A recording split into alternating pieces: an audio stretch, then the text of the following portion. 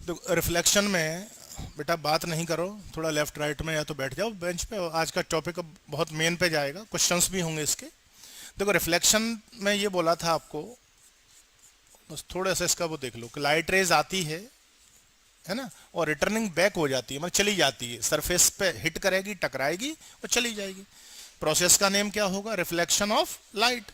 मान लो इसकी जगह बॉल होती तो रिफ्लेक्शन ऑफ बॉल, स्टोन होता तो रिफ्लेक्शन ऑफ स्टोन। रिफ्लेक्शन मतलब returning back.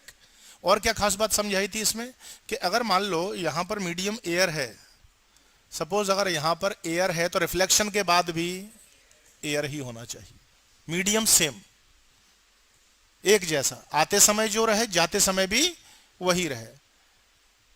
In case medium change होता है, जैसे कि यहां पर जो ग्लास है वो ऊपर क्या है, नॉर्मली एयर, एयर अंडरस्टूड है।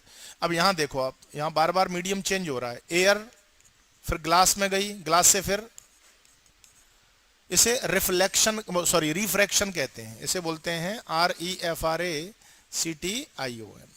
ये 9B है, अभी अब इसकी कोई बात नहीं होगी, पूरा काम इस पे चलेगा।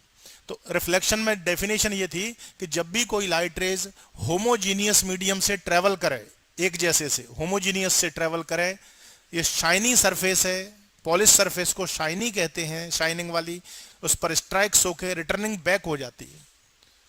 रिटर्निंग बैक का मतलब ये नहीं है वही पाथ पे जाए, ऐसा कोई रूल नहीं है, टकरा कर चले जाना। अब डायरेक्शन कुछ भी हो सकती है, may be same path, may be, but वो आज क्वेश्चन होंगे उसमें समझ में आएगा कि कब वो सेम पाथ पे लौटती है, कब ऐसे जाती है, वो आज के टॉपिक में हो जाएगा सारा क्लियर। मेन बात है वो जिस मीडियम से ट्रेवल करके आई थी, टकराने के बाद, स्ट्राइकिंग के बाद उसी मीडियम में जाना चाहिए, तभी हम क्या बोलेंगे, रिफ्लेक्शन ऑफ लाइट बोलेंगे। ठीक है, अब आज इसी के आगे कंटिन्यू करेंगे, ये कल पिछले लेक्चर में हुआ था। चलिए अब आज का टॉपिक लिखो, नेक्स्ट क्वेश्चन लिखें, क्वेश्चन लिखें next, define following, define following,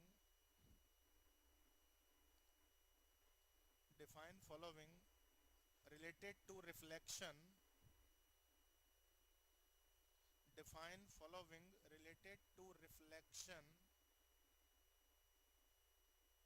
dash करके 1 2 3 चलेंगे, एक लाइन में 2 या 3 जो भी सेंटेंस बन जाए, क्वेश्चन ही चल रहा है अभी।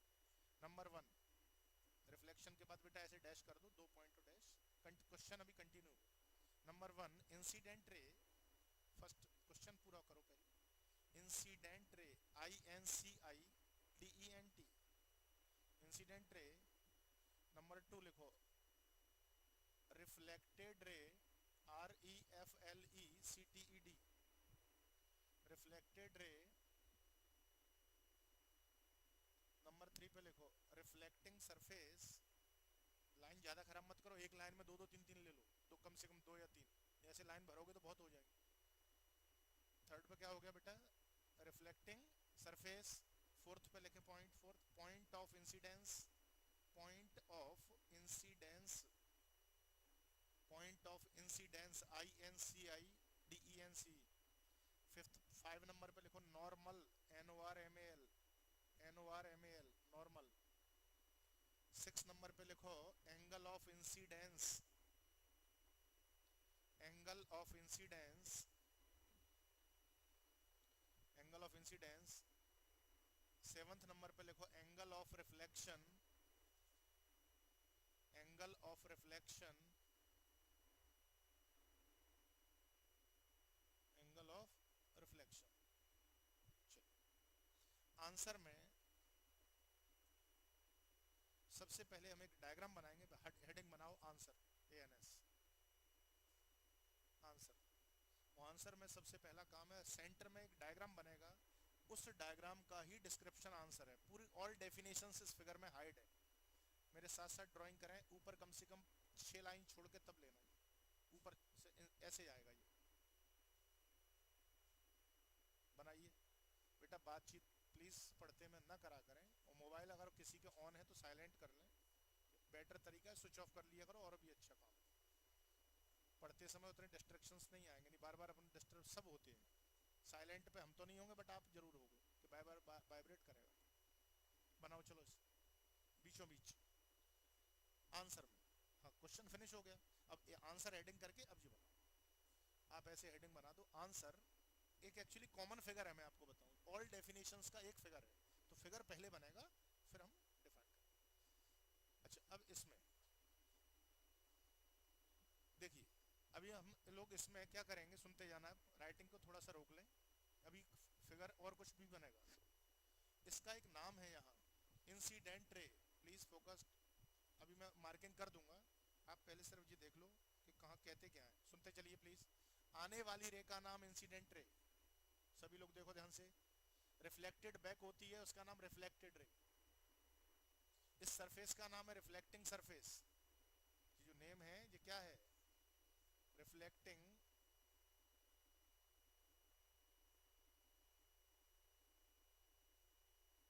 सरफेस। इसका नाम क्या हो जाएगा, यहां पे करो मार्किंग चालू करो, incident ray.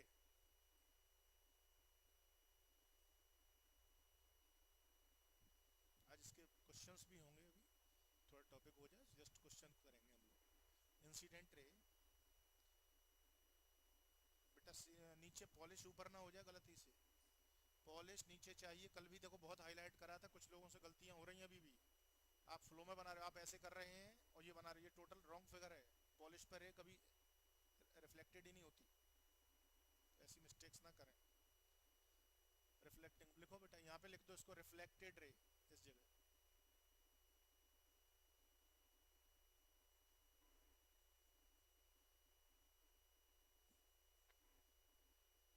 Reflect incident ray, दूसरा कौन सा है उधर, रिफ्लेक्टेड रे, रिफ्लेक्टेड रे, ठीक, रिफ्लेक्टिंग सरफेस। अच्छा, अब जी तीन तो देखो वैसी नॉर्मल आ गई लैंग्वेज, अभी नोट डाउन करेंगे पर पहले डायग्राम से समझो। इनकमिंग रेज, जो आने वाली रेज है, एरो देखिए, incoming rays is called incident, है ना। Returning back rays reflected. जिस सरफेस से लाइट रे को रिफ्लेक्ट होती है उसका नाम क्या होगा बेटा, रिफ्लेक्टिंग। अच्छा, ये जो पॉइंट है ना, ये यहाँ देखिए ध्यान से, ये जहाँ पे हिट हुई है, टकराई है, इसका एक नेम होता है, पॉइंट ऑफ इंसिडेंस। क्या नेम आएगा इसका, पॉइंट ऑफ इंसिडेंस। अच्छा, इंसिडेंस नाम क्यों दिया, फिर से ध्यान दो, इंसिडेंस क्यों कहा, रे का नाम क्या है, तो इंसिडेंट रे रिफ्लेक्टिंग सरफेस के जिस पॉइंट पर हिट करती है, स्ट्राइक करती है, टकराती है, उस पॉइंट का नेम क्या होगा, पॉइंट ऑफ इंसिडेंस। उसे क्या बोलेंगे, point of incidence. Clear, point of incidence हो गया। अच्छा, इसमें ये बताओ पॉइंट ऑफ रिफ्लेक्शन कहाँ होगा, पॉइंट ऑफ रिफ्लेक्शन। बेटा किसी के पास बैठ जाओ, ज्यादा बैठ रहे, थोड़ा बहुत छूटता है ना, पकड़ में भी आ जाता है। हाँ बताइए, पॉइंट ऑफ रिफ्लेक्शन कहाँ होगा इसमें, क्या यहाँ होगा रिफ्लेक्टेड रे के यहाँ, क्या यही होगा, तो फिर तो इसके दो नाम हो गए, फिर तो दो हो गए ना। अगर मैंने कहा पॉइंट ऑफ इंसिडेंस तो आप कहोगे सर पॉइंट ऑफ रिफ्लेक्शन, एक चीज के दो दो आंसर। मैं किसी स्टूडेंट से क्या कह रहे हो, एग्जाम आप पास भी हो फेल भी हो, मुझे क्या बात हुई, एक ही तो ऑप्शन होगा, ये तो नहीं है, कंफर्म कर दूं ये तो नहीं है। कि यही है, ऐसा नहीं है, पॉइंट ऑफ इंसिडेंस इस जगह पे तो नहीं है, कंफर्म है बिल्कुल, कोई ऐसा नहीं कि गोल गोल घुमा रहे। इंसिडेंस है, पहले रे आएगी, हिट हुई, नोमन क्लेचर हो चुका है इसका, देखिए आप वो दूसरी रे को देखना बंद कर दो थोड़ी देर को, यहाँ देखो ये आके यूं आई, अब इस पॉइंट का हमें नाम देना है, तो इसके अकॉर्डिंग ही तो नाम होगा ना। अब आप कहोगे सर जा भी तो यहीं से रही है, बिल्कुल सही बात है, जा रही है तो जा रही है, लेकिन आते समय आई, पहले क्या फिनोमेना, पहले क्या हुई, आई, तो नेम इसका वही माना जाएगा जो पहले था, दैट इज पॉइंट ऑफ। अच्छा, अब ये बताओ, मान लो मैंने यहाँ पर एक, इसमें यहाँ पे एक सरफेस लगा दी, प्लीज ध्यान से सुनना बात को, मान लो ऐसी सरफेस यहाँ लगा दी, ये सरफेस ए नाम दे देता हूँ। अब राइटिंग बंद करे रहो थोड़ी देर, समझते समय राइटिंग बंद। अब इस पॉइंट का नाम बताओ, इसका क्या होगा, इस पॉइंट का नाम क्या होगा, पॉइंट ऑफ इंसिडेंस ही होगा, अभी भी इंसिडेंस है, इसके रिस्पेक्ट में ये तो आ रही है। आप एरो तो देखो, इस सरफेस पे आप स्टडी कर रहे हैं ना, आपको सब चीज भूल जाओ, जिसकी स्टडी कर के लिए जी क्या है, जा रही रिफ्लेक्ट है कि इंसिडेंट है? अच्छा जी बताओ, ये आ रही है और ये दूर जाने को अवे फ्रॉम द सरफेस को रिफ्लेक्शन कहते हो, और टुवर्ड्स द सरफेस हो तो इंसिडेंट। इस सरफेस के लिए जी क्या है, टुवर्ड्स है क्या अवे है? इसके लिए बात करो, इसके लिए। इसको देखो ना बेटा, देख नहीं पा रही एरो, अवे कहाँ हुई ये, कहाँ से अवे हो गई भाई? ऐसे जो फ्लोर है, जरा सा कॉमन सेंस पे कोई चीज सोच नहीं पाते आप। यहाँ देखो, यहाँ से बॉल गिर रही है, सुनते जाना जरा। एक पर्सन, पर्सन नंबर 1 2 3 4, चारों फ्लोरों पे 4 लोग हैं। जैसे ही इसने बॉल छूटी इसके हाथ से, अब बताओ जी क्या स्टेटमेंट देगा, कि बॉल गई? ये बोलेगा बॉल गई, ये क्या बोलेगा? बॉल आई, आ रही है, ये कहेगा जा रही है। मुझे क्या दोनों दोनों सही है, दोनों गलत है? दोनों सही है। अब आप कह दो साहब एक बॉल और 2 आंसर, कहना 2 आंसर नहीं है, 2 लोग हैं। रोड पे हम खड़े हैं, कोई ऑटो है, वो कहेगा ऑटो आगे जा रही है, तुम कहोगे मेरे मेरे मेरे पास आ रही है। वो कहेगा मेरे से दूर जा रही है, तुम कहोगे मेरे पास आ रही है। वो दोनों सही है, ऑब्जर्वर। सेम ऐसे ही सेकंड फ्लोर पे आएगी, अब थर्ड सेकंड से जाऊंगी, ये कहेगा जा रही है, ये कहेगा आ रही है। तो वही काम तो यहाँ हो रहा है। ये सरफेस ए बोलेगा रिफ्लेक्टेड है, सरफेस ए बोलेगा कि रिफ्लेक्टेड रे है, लेकिन यही सरफेस बी कहेगा कि नहीं मेरे लिए तो इंसिडेंट है। तो दोनों अपनी जगह सही है भाई, उसके लिए इंसिडेंट है, इसके लिए क्या है, रिफ्लेक्टेड। हम लोगों के डेली लाइफ में ऐसे कोई लोग ऐसे भी हो जाते हैं जिसकी एक बहुत बुराई करता है कि वो बहुत खराब है, लेकिन अपन क्या कहते हैं, हमारे लिए तो भैया अच्छा है, तुम्हारे लिए होगा खराब। भैया वो होता है ऐसा, क्योंकि उसका कोऑपरेटिव नेचर अपने लिए ज्यादा है, दूसरे के लिए नहीं है। अब जिसके लिए नहीं है वो बुराइयां करना चालू, अरे साहब वो तो बहुत खराब है। और जिसके लिए है अच्छा, वो क्या कहेगा, नहीं मेरे लिए तो अच्छा है। तो एक ऑब्जर्वर के ही 2 आंसर हो गए। पॉइंट ऑफ रिफ्लेक्शन कभी बन ही नहीं सकता, इम्पॉसिबल। इसलिए इसकी कॉपी नहीं मारना है कि पॉइंट ऑफ इंसिडेंस होता है तो पॉइंट ऑफ रिफ्लेक्शन कहाँ। अगर रट के करोगे तो गलत होगा, क्योंकि आप बोलोगे कि इंसिडेंट रे जहाँ हिट करे, तो कल का कोई कहेगा तो रिफ्लेक्टेड रे जहाँ हिट करे। होना चाहिए पॉइंट ऑफ रिफ्लेक्शन, बट क्यों नहीं होगा, क्योंकि इस सरफेस के लिए जिसकी आप बात कर रहे हैं, इसके लिए जो आ रही है सरफेस टुवर्ड्स द सरफेस, वो जो टुवर्ड्स द सरफेस होती है, खुद देखिए, जो रे टुवर्ड्स द सरफेस होती है उसका नाम एरो पे डिपेंडेंसी। तो पॉइंट ऑफ रिफ्लेक्शन मतलब टर्म एनडी है, नॉट डिफाइन है, होता ही नहीं है, सीधी बात ये। अब ये कहाँ देखिए किस तरह से उलझाते हैं इन चीजों में। जैसे उन्होंने कहा which is the wrong statement या which is not possible, option डाल दिए उन्होंने 4, क्या नहीं हो सकता, incident ray, point of incidence, point of reflection, all. अब इनमें से छांटना है कि क्या नहीं हो सकता, तो ऑल आर करेक्ट दे दिया उन्होंने, ऑल आर पॉसिबल। अब अगर सही तरीका नहीं मालूम तो हम क्या सोचेंगे, इंसिडेंट रे हो सकती है, रिफ्लेक्टेड रे ऑप्शन कहना हो सकता है, पॉइंट ऑफ इंसिडेंस हो सकता है। अब उन्होंने मान लो एक और कहा कि पॉइंट ऑफ रिफ्लेक्शन कहेंगे, जब जे है तो वो भी तो होगा। वो कह दियो all all answer, all options are all the above. तो अपने को क्या लगेगा उस समय, ऑल द अबव आंसर सही है, क्योंकि सब चीजें सही हैं, जबकि उसमें से एक गलत है, एक टर्म है जो रॉन्ग है, पॉइंट ऑफ रिफ्लेक्शन। होता ही नहीं, क्यों नहीं होता उसका रीजन बता रहे हैं कि भाई पॉइंट ऑफ रिफ्लेक्शन बनने के लिए रिफ्लेक्टेड रे को के आगे सरफेस लेनी पड़ेगी। अब इसके लिए रिफ्लेक्टेड है, वही मैंने बोला कि मेरे से तो कोई चीज दूर जा रही है, अगले के पास आ रही है। तो आप इसके जहां जो सरफेस ड्रॉ करोगे आप इसके हिसाब से देखोगे ना कि इसके हिसाब से। अब आप कहोगे सर मैं इसी का नाम दे दूं, इम्पॉसिबल है, एक पॉइंट के 2 नाम थोड़ी हो जाएंगे, एक के 2 नेम कभी नहीं होते, एक का नेम एक ही रहेगा। कोई ट्रेन अगर अपने ग्वालियर स्टेशन पे आई है तो वो वहां पे अनाउंसमेंट करते हैं कि इस स्टेशन से चलकर यहाँ पर आई, तो अपने लिए तो इनकमिंग है कि आ रही है। और जब ट्रेन चालू हो जाएगी तो हम क्या कहेंगे, ट्रेन जा रही है। अगले वाला जो उसके आगे का स्टेशन होगा वहां फोन पे बात करोगे, वो कहेगा हमारे स्टेशन की तरफ आ रही है। तो भाई कोई गलत नहीं बोल रहा, कहना सब अपनी जगह सही है। हमारा सेंस बदलेगा, ऑब्जर्वर का सेंस बदल दोगे, आंसर चेंज हो। कुछ समझ आ रहा है कि नहीं आ रहा। पॉइंट ऑफ रिफ्लेक्शन इम्पॉसिबल लिखा कहीं नहीं मिलेगा, क्योंकि होता नहीं है। इसलिए नहीं कि लिखवाया, इसलिए नहीं कि इसकी कॉपी मार दी रटन विद्या लगा के, जो हम इसका लिखवाएं बस इसकी जगह वो रिफ्लेक्टेड कर दो तो बन गया। ऐसा नहीं होता, क्या ना, होता ही नहीं है तो बनाओगे कहां से, टर्म डिफाइंड नहीं है, नॉट डिफाइंड। जैसे मान लो ऐसी दो सरफेस हैं, देखो अब यहाँ से एक रे बल्ब, मान लो बल्ब यहाँ पे रखा, अब ये है, अब बताओ यहाँ से सोर्स इससे तो गई, अब यहाँ से इसने लौटा दी, इस सरफेस ने इसने रिफ्लेक्ट करा, अब इस पे इंसिडेंट हुई, अब फिर यहाँ पर इस पे इंसिडेंट हुई, फिर रिफ्लेक्ट हुई। अगर ऐसे मल्टीपल रिफ्लेक्शन होता है तो आप एक ही चीज पकड़े रहो, सिर्फ एक जरा सी चीज, कि अगर लाइट रे का एरो टुवर्ड्स द सरफेस होगा, टुवर्ड्स द सरफेस, तो उसका नाम हमेशा ये होगा। देखो एरो इस सरफेस के लिए टुवर्ड्स है तो इसके लिए इसका नाम, और इसके लिए अवे है तो ये होगा। अब इसी कारण से इस सरफेस के लिए इंसिडेंट रे है, शॉर्ट में दे रहा हूं, और इस सरफेस के लिए ये रिफ्लेक्टेड, बट अगर इसकी बात करूंगा तो इस सरफेस के पॉइंट ऑफ व्यू से ये इंसिडेंट रे। तो आपको पहले बताना पड़ेगा कि कौन सी सरफेस है, तब उसके लिए एक सरफेस है तो कोई दिक्कत ही नहीं, सिंगल है तो अभी मैं इंसिडेंट रिफ्लेक्टेड।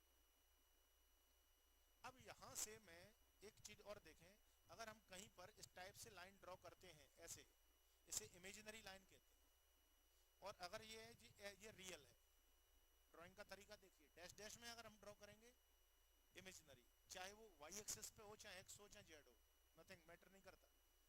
डॉटेड फॉर्म है इमेजिनरी, रे ऑप्टिक्स में फुल है तो रियल है। अब यहां से प्लीज ध्यान से देखना बात को, एक मैं लाइन एक ऐसे करूंगा जी, कौन सी लाइन है भैया, रियल के इमेजिनरी, गुड इमेजिनरी, इसका नाम है नॉर्मल, इसका नाम क्या है नॉर्मल, और किससे डिनोट करते हैं, एंस। अब नॉर्मल बनने के लिए बेटा अभी मिटाएंगे नहीं डायग्राम, कोई जल्दीबाजी ना करें, ये फिगर प्रॉपर ब्रेन में सेट हो जाए, इस वजह से तो डायरेक्ट 9 चैप्टर से स्टार्ट कर रहे हैं, तो टेंशन खत्म रहे। इसे नॉर्मल बनने के लिए बेटा दो कंडीशन फुलफिल होना चाहिए। नंबर 1, पॉइंट ऑफ इंसिडेंस से जाना चाहिए, और सरफेस और इसके बीच का एंगल 90 होना चाहिए। अगर एक भी कंडीशन फुलफिल नहीं हुई, फेल हो गई, नॉर्मल वर्ड नहीं कहोगे, सिर्फ लाइन कह के छोड़ना पड़ेगा, जैसे करके दिखाए। देखो कहाँ कहाँ नहीं हो सकता, देखो जैसे मान लो मैंने एक सरफेस ड्रॉ की, ये तो देखना मिस्टेक्स इसकी, ये भी मैंने सही बनाई, कोई दिक्कत नहीं, मैंने उठा के यहाँ जो कर दिया, मैंने या किसी ने भी, उन्होंने कहा साहब लिख लो, गलत है। एक कंडीशन आपने फुलफिल नहीं की, एक तो कर दिया आपने, एक तो ये हो गई नॉर्मल में, पर कहाँ से पास होना चाहिए, पॉइंट ऑफ कंपलसरी है, तो इसलिए ये इसे नॉर्मल कहना रॉन्ग है। प्लीज ध्यान से फिर देखो, एक और कंडीशन समझते समय ब्रेन बिल्कुल यहीं रखो, मैंने ये ली और ये ले ली, अब देखना आप ध्यान से फिर से कि क्या मिस्टेक कर रहा हूं, क्या ऐसे नॉर्मल कहें, नहीं। अब यहां पे आपने एक कंडीशन फिर से फुलफिल कर ली, लेकिन एंगल एक और कितना चाहिए, 90, जो कि ना तो यहां से है और ना ही इस सरफेस से मोर देन 90 है इससे। तो नॉर्मल बनने के लिए, मतलब नॉर्मल कब कहेंगे आप, जो कौन सी कंडीशन फुलफिल होगी, कि पहले नंबर 1 नॉर्मल है तो 90 तो बनेगा, जैसे परपेंडिकुलर कहते हैं मैथ्स में, उसका नाम नॉर्मल भी होता है, नॉर्मल मतलब 90 डिग्री, जैसे हम कहते हैं draw the normal, draw the perpendicular, वो लैंग्वेज पे डिपेंड है सेंटेंस किससे फुलफिल होगा। तो सबसे पहला कंडीशन डायग्राम में कि पॉइंट ऑफ इंसिडेंस से पास होगी, और सरफेस और इसके बीच का एंगल हमेशा 90 डिग्री होना चाहिए, 90 डिग्री होना चाहिए। क्लियर, पहले हम इतनी लिख, आप करो क्या चीज ड्राइंग में रहेगी, करो कंप्लीट। इस फिगर में नॉर्मल खींचो, बिल्कुल स्केल का प्रॉपर यूज करो बेटा, जिन पे है ड्राइंग करने की स्केल, वो नहीं है तो उसको आप हैबिट में लाओ, यहाँ लेके आओ जो ड्राइंग बॉक्स। अभी जो है उससे करो, बातें नहीं करो जो जिसके पास है, लेकिन पूरा चैप्टर रखे हैं, 4 सेक्शंस हैं, आपको स्केल ड्राइंग का तो चाहिए सामान। इसका लेबलिंग कर दो, पॉइंट ऑफ इंसिडेंस। क्लियर, चलो अब नीचे नंबर 1 हेडिंग डालो इसमें, फर्स्ट हेडिंग आंसर में ही डायग्राम है। अब ऑल डेफिनेशन हम यहीं से निकालेंगे, ये लेबलिंग पूरी कर लेना। नंबर 1 हेडिंग डालो बेटा, इंसिडेंट, बात नहीं प्लीज, इंसिडेंट रे, फिर अभी हम लोग क्वेश्चन करेंगे इसके इसके जस्ट बाद। इंसिडेंट रे की लिखो लैंग्वेज, डायग्राम से ही मैच करेगी। लिखो a ray of light, incident ray में लिखो a ray of light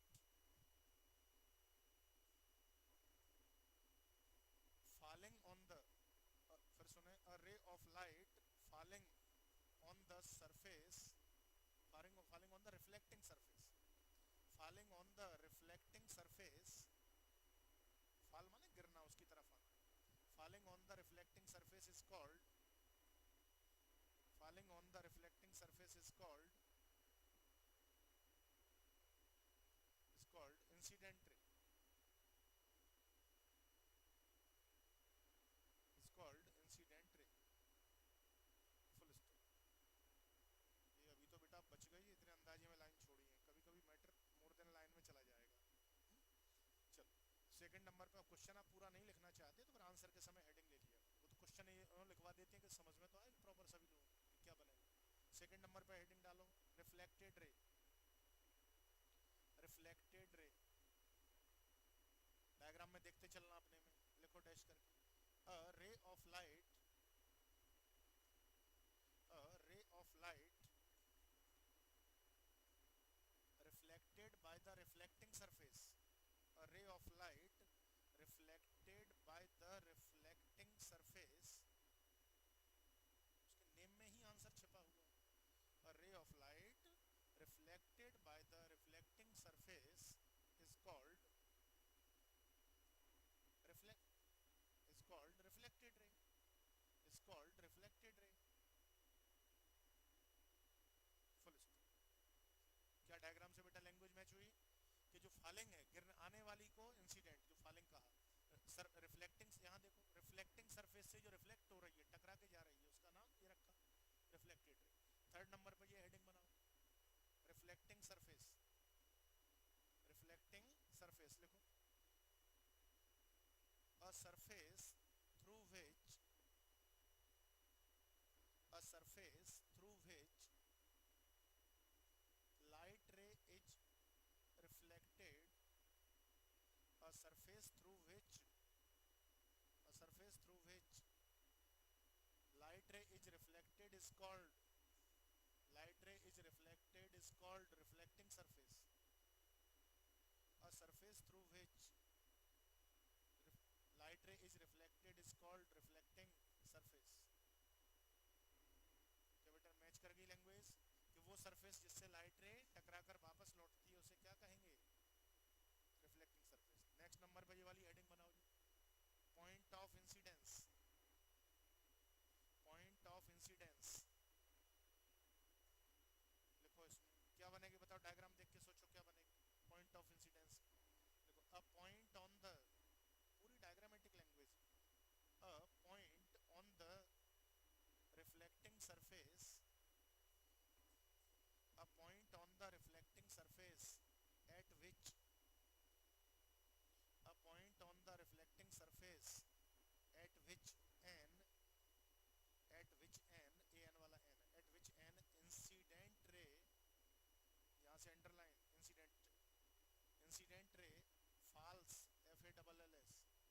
incident ray falls is called, incident ray falls is called point of incidence, called point of incidence। देखो diagram से match हुआ क्या ये लैंग्वेज कि इंसिडेंट रे, प्लीज ध्यान से, अभी मैं पूछूंगा इसके बाद में शॉर्ट शॉर्ट में, तो भले मिक्स करके बोलो वो कोई बात नहीं। लैंग्वेज क्या बोला इसमें, इसका क्या डिफाइन हुआ कि इंसिडेंट रे रिफ्लेक्टिंग सरफेस के जिस पॉइंट पर फॉल होती है, गिरती है, हिट करती, टकराती, उसे क्या बोलेंगे, point of incident. Next number पे लिखो normal definition, next normal,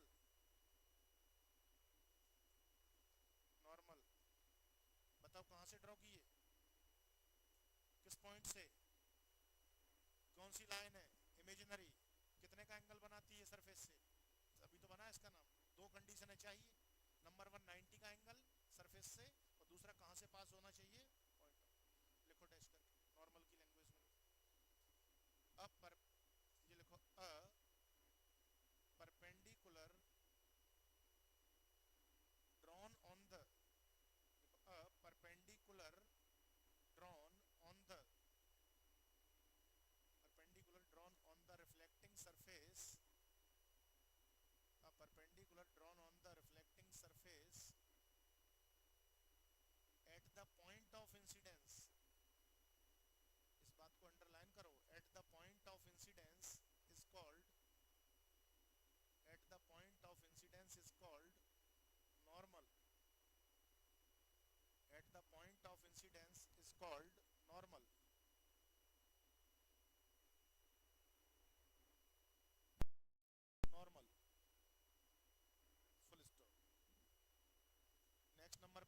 C heading? Angle of incidence. Next number पे हेडिंग डाल दो angle of incidence, angle of incidence. अब आइए देखो डायग्राम में बेटा ध्यान देना, राइटिंग रोक लो, कोई जल्दी नहीं। लाइट रे पर जब हम एंगल की बात करते हैं तो एंगल हमेशा याद रखो, मैथ्स में भी एक रूल है कि जैसे सपोज ये ट्राइंगल है, थीटा एंगल आप हमेशा बिटवीन द लाइंस खींचते हैं, मतलब दो के बीच में होता है थीटा, सीधी बात ये है। अब यहां और यहां ये दो लाइन हो गई तो 90 है, वैल्यू डिपेंड नहीं करती, मैं बात सिर्फ ये बोल रहा हूं कि एंगल हमेशा दो के बिटवीन होगा। अब रे के बीच में एंगल खींचना है, नॉर्मल से ही ड्राइंग और एंगल मेजरमेंट होगा। प्लीज ध्यान से, ये कॉमन लाइन होती है दोनों के बीच में, बीचों बीच खिंचता है। अब मैंने वर्ड बोला एंगल ऑफ इंसिडेंस, प्लीज ध्यान से, इंसिडेंस कहा तो इंसिडेंट रे और नॉर्मल के बीच में जो भी एंगल बनेगा उसे ये कहेंगे। इंसिडेंस कहा है इसलिए मैंने ये इस रे को लिया। अब मैंने बोला एंगल ऑफ रिफ्लेक्शन, रिफ्लेक्शन तो रिफ्लेक्टेड रे और नॉर्मल के बीच में है वो ये। थोड़ा पोजीशन इसलिए अलग कर दी, क्लियरिटी बढ़ जाए, मैं यहीं के ये ले लूंगा समझ ही में नहीं आएगा कहां से कहां तक है। इंसिडेंट रे और नॉर्मल के बीच के एंगल को angle of incidence, reflected ray और नॉर्मल के बीच के एंगल को एंगल ऑफ रिफ्लेक्शन। और रिफ्लेक्शन का स्पेलिंग आर उससे होता है तो आर है, इंसिडेंस का आई से होता है। तो दिखाइए डायग्राम में, पहले तो आई और आर मेंशन करो उसी फिगर में, उसी डायग्राम में आई और आर दिखा दो। स्मॉल आई और आर इस मॉडल का ही बनाइए, नहीं तो पाई का अपीयरेंस देगा। उसी फिगर में ड्राइंग कर दो, कर दिए? चलो लिखो इसमें, बताओ। मेरा कहना यह है आप सिर्फ एक डायग्राम ये सीख लो, पूरी लैंग्वेज आ गई। जल्दी जल्दी बोलना भी यहां तक, इसकी बताओ डेफिनेशन, मिक्स में बोल लो कोई बात नहीं। रे falling on the reflecting surface is called, है ना, रिटर्निंग बैक, वही रिफ्लेक्टेड होके जाती है सरफेस से, रिफ्लेक्टिंग सरफेस से रिफ्लेक्ट होती है तो। अच्छा इसकी क्या है, इंसिडेंट रे। वो यार इधर उधर मत देखा करो यार समझाते में, तुम लोग अदर एक्टिविटी करते हो जैसे मैं बोलता हूँ। इंसिडेंट रे रिफ्लेक्टिंग सरफेस के जिस पॉइंट पे टकराती है, point of incidence, point of incidence से जो परपेंडिकुलर ड्रॉ किया जाता है वो नॉर्मल कहलाते हैं। नॉर्मल की जरूरत क्यों पड़ी, नीड क्यों हुई, कहना एंगल मेजरमेंट के लिए। कोई पूछा नॉर्मल खींचते ही काय को आप, जब लाइट रे है तो नॉर्मल क्यों खींचा, कहना एंगल कहां से मेजर करेंगे, स्टडी करने के लिए एंगलों की जब जरूरत पड़ेगी तो हमें एक लाइन हमेशा खींचनी पड़ेगी। ठीक है, किसी ने कहा साहब इस पे एंगल बताओ, तो कहोगे किससे बताऊं, एक लाइन पे एंगल थोड़ी बता दूंगा मैं। हमें आप यही तो बोलोगे सर दूसरी लाइन तो खींचो। अगर आपने उठा के कहीं ये खींच दी तो आप कहोगे 90 है। सपोज मान लो ये लाइन है, आपने लेके यूं कर दिया, मैं कहूंगा पता नहीं अननोन है, थीटा है। तो एंगल के लिए बिटवीन तो चाहिए ना। तो नॉर्मल की जरूरत इसलिए पड़ती है कि दोनों रेस के ठीक बीचों बीच होता है, बिना इसके एंगल मेजरमेंट नहीं होता। और चूंकि ये मिडिल में है तो ये वैल्यू हमेशा बराबर आएंगी। जैसे अभी क्वेश्चंस करने वाले हैं जस्ट इन डेफिनेशन के बाद। सपोज मान लो कि ये दो रेज हैं, वो इनके बीच का एंगल है 40 डिग्री, ठीक है। अब हमसे पूछा कि आई बता दो, आई के लिए हमेशा नॉर्मल चाहिए, एंगल के लिए मान लो ये फाइंड करना है, नॉर्मल ड्रॉ करना पड़ेगा। तो इसका मतलब 20 ये बनेगा और 20 ये बनेगा, क्योंकि जो नॉर्मल होता है वो दोनों लाइट रेज को बाइसेक्ट करता है, ठीक बराबर बराबर डिवाइड करता है। तो जितना भी वैल्यू दी हो उसका आधा कर दो। मान लो किसी ने कहा 25 है, मैं कहूंगा कर दो 12.5, आप तो 2 से डिवाइड कर दो उसको। दोनों रेस के बीच में जो एंगल है, अगर हमें इंडिविजुअल एंगल फाइंड करना हो तो दोनों बराबर बराबर आएंगे, वो भले ही पॉइंट में आए, होल नंबर ऑड नंबर कोई मैटर नहीं करता। 20 है 10 10, 30 है 15 15, 9 है कितना आएगा 4.5 4.5, हमेशा आधा आएगा एंगल, क्योंकि ये जस्ट मिडिल में है। किसी कमरे के बीचों बीच आप पार्टीशन कर दोगे तो कमरा कितने पार्ट्स, इक्वल पार्ट्स में डिवाइड हो गया, 2 पार्ट्स में डिवाइड हो गया। तो आप बीचों बीच ले रहे हो तभी तो आप कह रहे हो इक्वल बाइसेक्ट है। अगर हम अनइक्वल करेंगे तो क्या आएगा, हाँ सही करा बिल्कुल, मोबाइलों को जब्त करो। तुम्हें कितना समझाया फर्स्ट डे, नहीं आ रहा बेटा, कोई घर का कोई फोन नहीं आता है। तुम लोग यार वही काम करते हो, जब तुम पढ़ने आ रहे हो क्या घर में पता नहीं किसी को। तुम लोग इतने एडिक्ट हो, तुम्हें बुरा लगता है कि हम लोग यहाँ से कहते हैं ये बातें, लेकिन तुम खुद नहीं समझते। फर्स्ट डे भी हमने कितना प्यार से समझाया कि बेटा मत, अभी भी मैंने याद दिलाया कि मोबाइल स्विच ऑफ कर दो, अभी स्विच ऑफ, घर का यहाँ का आज क्लास का नंबर छोड़ दो, ठीक है, कार्ड ले जाना नहीं हो तो नहीं, बोर्ड पे लिखा है, घर पे मम्मी को दे दो, इमरजेंसी हो क्लास के नंबर पे लगा लो, हम बात करवा देंगे। सिर्फ मम्मी, नो फ्रेंडशिप। मम्मी या पापा मतलब घर का कोई हो मेंबर, है ना, नहीं वो कोई मम्मी बनाएगा कोई पापा बनेगा, दिक्कत वाला काम है। तो ऐसा नहीं मत करो यार, इमरजेंसी है, सब तुम समझा करो बैठ के जाके। तुम धीरे धीरे करते हो, कैमरे पे देखते हैं वो लोग, वो क्या ध्यान लगेगा, तुम मोबाइल में टप टप फिंगर चला रहे हो, हम यहाँ रिफ्लेक्टिंग सरफेस में लगे। चलो वेल, तुमसे क्वेश्चन पूछेंगे, वेल जरा से रुक जाओ, अच्छा काम किया आज तुम।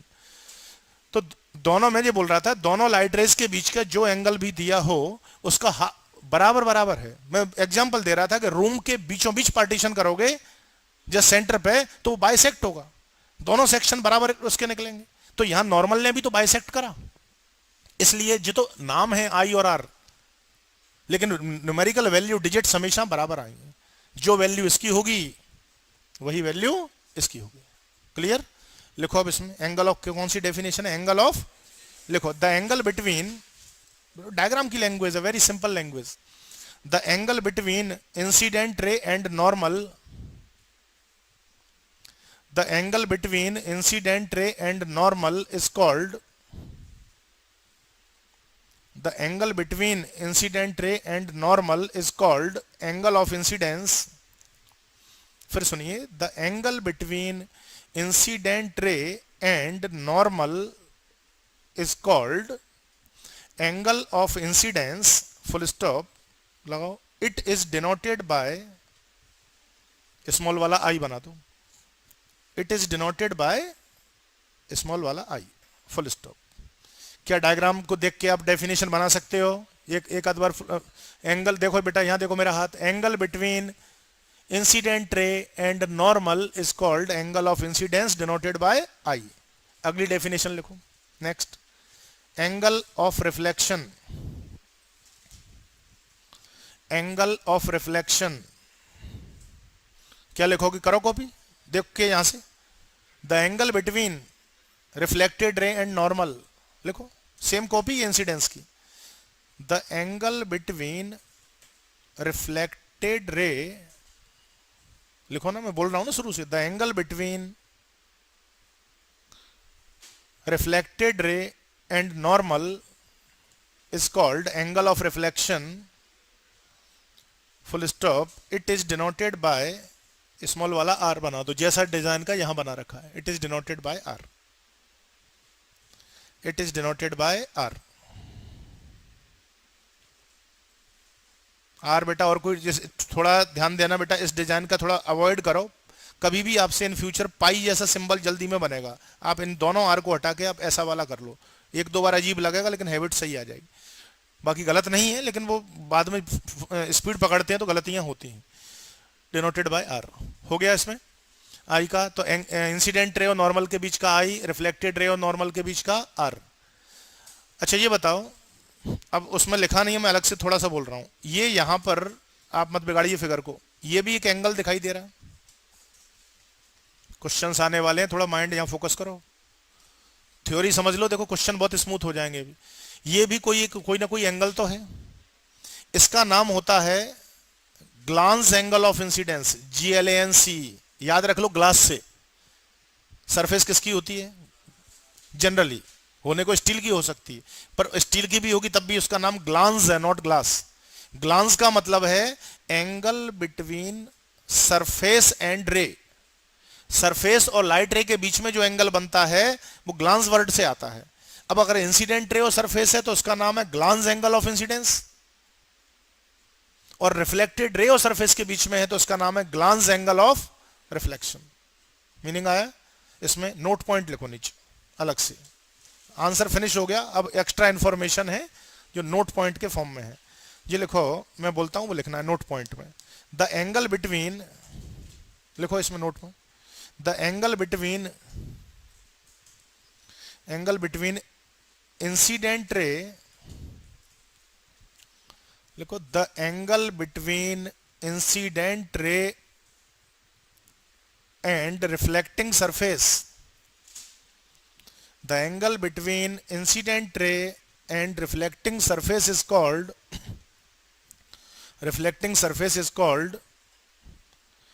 glance, GLANCE, glance angle of incidence, GLANCE, glance angle of incidence, INCIDENCE, glance angle of incidence, and and the angle between and the angle between reflected ray and reflecting surface, angle between reflected ray and reflecting surface is called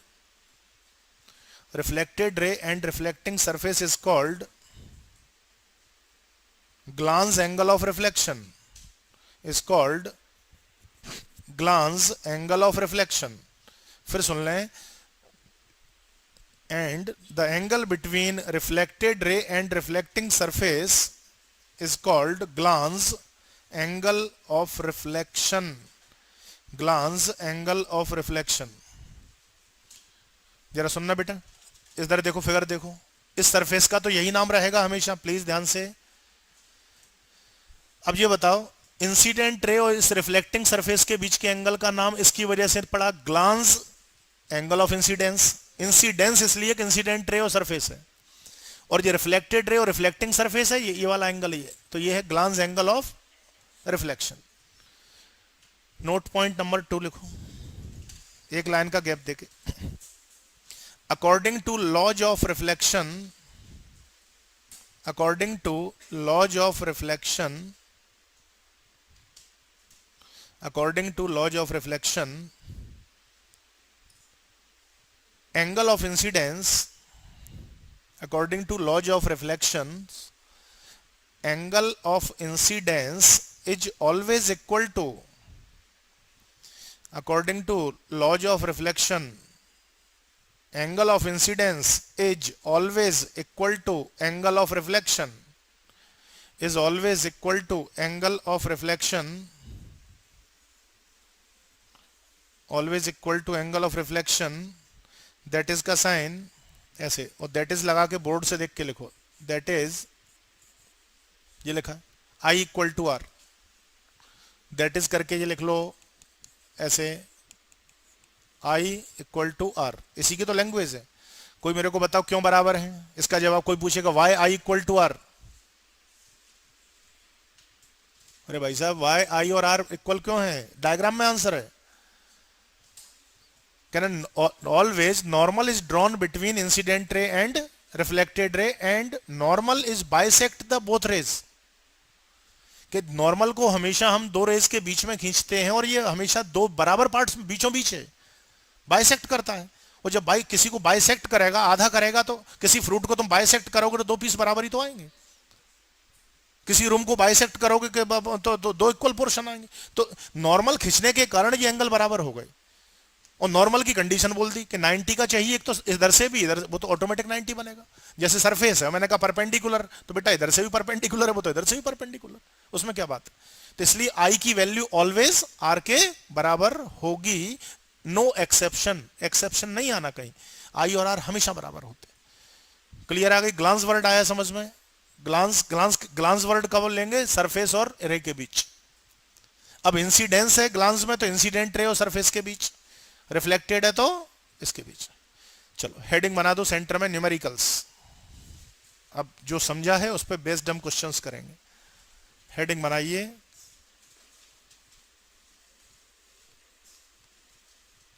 बहुत अच्छे देखो, जो जो समझा है ना आज उसी पे बेस्ड क्वेश्चंस हैं, आपको भी अच्छा लगेगा उसमें, और थोड़ा सा आंसर देने की कोशिश करना है ना, कंसेप्ट हम समझाते।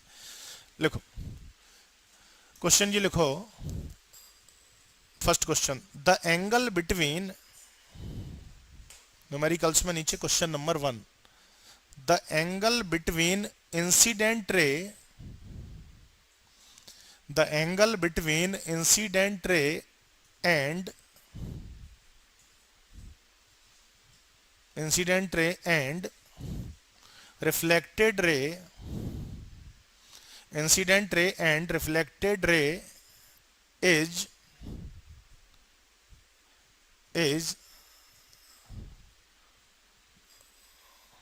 60 degree, 60 degree, full stop. Find the angle of incidence, find the angle of incidence and angle of reflection, find the angle of incidence and angle of reflection. चलो सॉल्यूशन में करते हैं। अब थोड़ा समझिए जरा इसको। मैं राइट हैंड साइड में, बेटा ध्यान से, राइट हैंड साइड में क्या करना, हमको एक फिगर बनाना है जो क्वेश्चन ने कहा है। आप अपनी राइटिंग स्टॉप करें और देखो कैसे आप डायग्राम में कन्वर्ट करते हो। इंसिडेंट रिफ्लेक्टेड रे, राइटिंग रोक लो, दिमाग कहां से रटोगे फिगर। हमने इंसिडेंट बताई और वो एरो लगाने पड़ेंगे तब कुछ समझ आएगा। ये लो, रे है तो नॉर्मल जरूर होना चाहिए। अभी रुक जाओ, मैं दे दूंगा टाइम बनाने का। नॉर्मल भी ड्रॉ करना पड़ेगा अपने को, ठीक है ना। नॉर्मल तो करना, खींचना पड़ेगा। तो नॉर्मल कहां से खींचेंगे हम, यहां से, दोनों के बिटवीन से। ये थोड़ा सा पहले समझ लो। अब ये एंगल अकॉर्डिंग टू क्वेश्चन, ये एंगल कितना दिया है आपके न्यूमेरिकल के सॉल्यूशन में, कितने डिग्री, कुछ भी हो सकता है। 60 दिया है। हमसे ये पूछा है कि value of angle of incidence and angle of reflection, क्या आंसर होना चाहिए, 30, क्योंकि बाइसेक्ट करेगा नॉर्मल, दोनों रे के बीच में 60 है। अब किसी एक, भले ही वो पूछ ले ओनली एंगल ऑफ रिफ्लेक्शन, कहना वो तो जितना ये होगा उतना ये होगा, तो 30 ये होगा, 30। अब डायग्राम को राइट हैंड साइड में बना दो सॉल्यूशन में, सेंटर में नहीं, आरएचएस में लेके बनाओ, ऊपर जगह छोड़ना रे के लिए। सॉल्यूशन में फिगर को पहले ड्रॉ करो।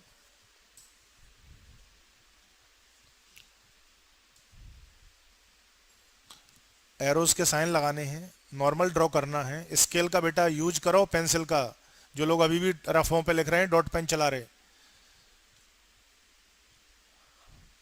फेयर वर्क जब ज्यादा पेंडिंग हो जाएगा, कंट्रोल नहीं होगा फिर आपसे। उससे बेटर है भैया, मोटा नहीं खरीद पा रहे, पतला व्हाइट खरीद लो, तुम्हें ज्यादा कोई डाउटफुल केस लग रहे हैं तो, है ना। डाउट वालों की जिंदगी डाउट में रह जाती है, उनके डाउट्स खत्म ही नहीं हो पाते कभी। चलो देखो, गिवन सॉल्यूशन में आप पैटर्न समझिए क्वेश्चन का।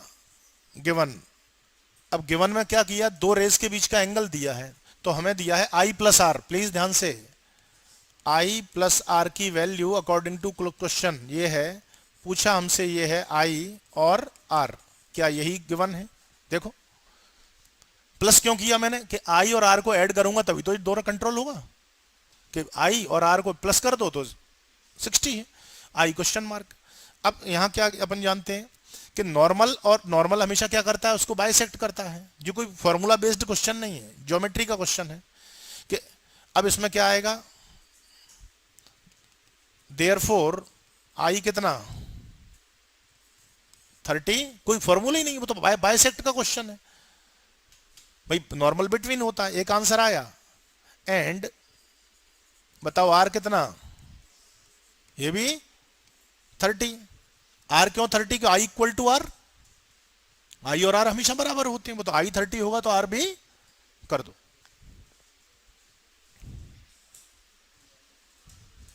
कॉपी करो, जो रह गया कॉपी करो। मीनिंग आ गया। ये आर कैसे 30 हो गया, बीचों बीच से वो बाइसेक्ट हो गया जाके, है ना, बाइसेक्ट हो गया।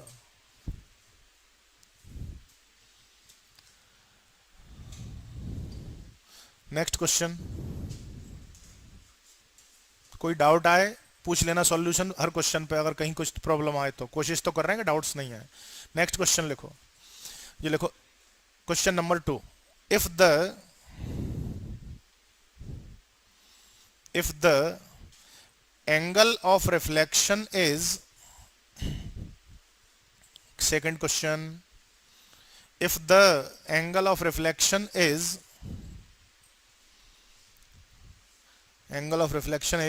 3.5 degree, 3.5 और डिग्री का sine 3.5 degree, then find the angle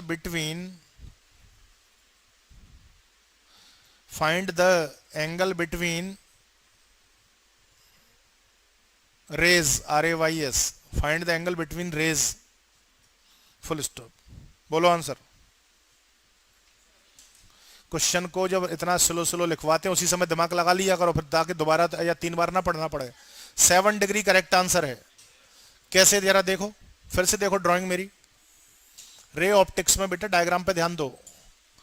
surface please ध्यान से, उसने कहा रिफ्लेक्टिंग एंगल, तो रिफ्लेक्टेड रे रही होगी और नॉर्मल, बिना तो इसके बनेगा नहीं ना भैया। एंगल ऑफ रिफ्लेक्शन इसको क्या बोलते हो, आर। कितना दिया है, 3 पॉइंट, जी तो क्वेश्चन का गिवन है। अब आप ये बताओ ऐसे क्वेश्चनों में कि कहीं पे हमने आपको सपोज मान लो क्रिकेट का कोई वो चल रहा है मैच, उसमें एक बॉल ऐसे जमीन से ऐसे ऊपर जाती हुई दिखी, तो आई तो जरूर होगी ना। बाउंस कब हुई, क्या ना कोई चीज जब इंसिडेंट हुई होगी। इसमें सिर्फ बेटा डायग्राम इनकम्प्लीट है क्वेश्चन का, जो कि हमें पूरा करना पड़ेगा हम और आपको। अगर लाइट रे रिफ्लेक्टेड है तो इंसिडेंट ड्रॉ करो, और इंसिडेंट है तो रिफ्लेक्टेड ड्रॉ करो। रे तो चाहिए। तो इसी फिगर में ये तो क्वेश्चन का था। अब मैं यहां से देखिए जानबूझ के कलर थोड़ा डिफरेंट करके ताकि समझ आ जाए, ये हमारी तरफ से ड्राइंग होंगी, आपकी तरफ से। अगर ओनली इंसिडेंट दी है तो रिफ्लेक्टेड बना दो, और रिफ्लेक्टेड दी है तो, क्योंकि ऐसा हो ही नहीं सकता कि इंसिडेंट हो तो रिफ्लेक्ट ना हो। अगर साइनी है तो वो बात अलग है, एब्जॉर्ब हो गई, वो केस अलग है। अभी तो फिलहाल तो सरफेस साइनिंग है। तो मेरे को ये बता दो आप तो कि ये 3.5 है, और ये एंगल थ्योरी के अकॉर्डिंग होना चाहिए आई, और लॉज ऑफ रिफ्लेक्शन हमसे साफ साफ कहता है कि आई आर के बराबर है। सुन लो सुनो, आर 3.5 है तो आर की जगह मैंने क्या रखा 3.5, तो आई भी कितना हो गया। अब इन दोनों के बीच का बेटा जो एंगल है ये पूछा है हमसे। अब ये आप जानते हो ये क्या होता है बिटवीन आई प्लस आर। ये एंगल क्या आएगा आपका, ये वाला आई प्लस आर, जो कि क्या चीज है, क्वेश्चन मार्क है अकॉर्डिंग टू क्वेश्चन। तो क्या बचा उसमें, जा कुछ नहीं बचा कि आई प्लस आर की वैल्यू लोगे 3.5 प्लस 3.5, जो कि आप जानते हैं 7 degree. Correct answer is 7 degree. नहीं ये बात समझ, बस बात क्या होनी है, अगर रिफ्लेक्टेड है तो इंसिडेंट भी ड्रॉ करो, और अगर किसी सरफेस पे हमने मान लो यूं छोड़ दिया तो 100%, अभी और ये सरफेस ऐसी है शाइनिंग है तो 100% लौटेगी वो। तो आई है तो जाएगी, जा रही है तो आ रही जरूर होगी। फिगर ड्रॉ करो पहले,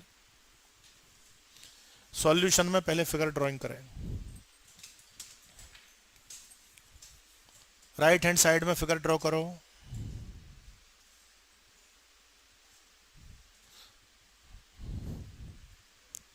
पहले नॉर्मल खींच के रिफ्लेक्टेड रे बना दो, व्हाइट वाला पोर्शन पहले लो, फिर ये मैंने कलर इसीलिए करा है। एरो जरूर चाहिए, अगर रेज सिर्फ जा रही है तो आई जरूर होगी।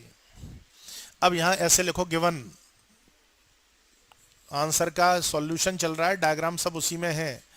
गिवन में बेटा आर दे रखा है 3.5 डिग्री, और जो फाइंड आउट है वो ये है। क्वेश्चन में कहा है find the angle between rays, तो I plus R equal to, एक मिनट रुको, ऐसे लिखेंगे। वी नो दैट, बातें मत करो जो धीमी धीमी बात करते हो। We know that I equal to R, therefore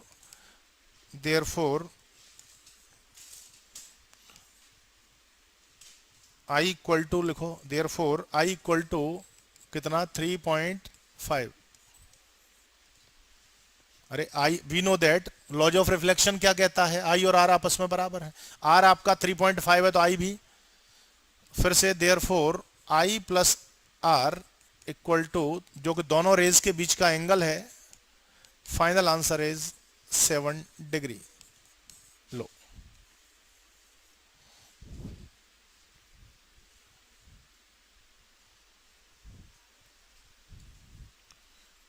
raise पर एरो लगाइए,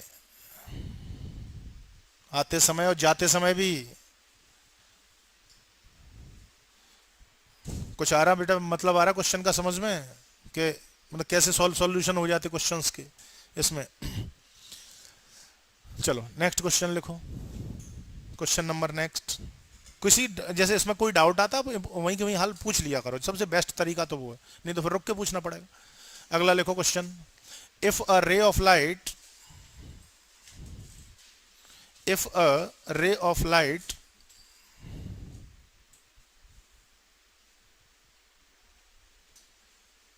क्या होगा बेटा, कहाँ अटक गए अपन? आर 3.5 है, आर क्वेश्चन मार्क है।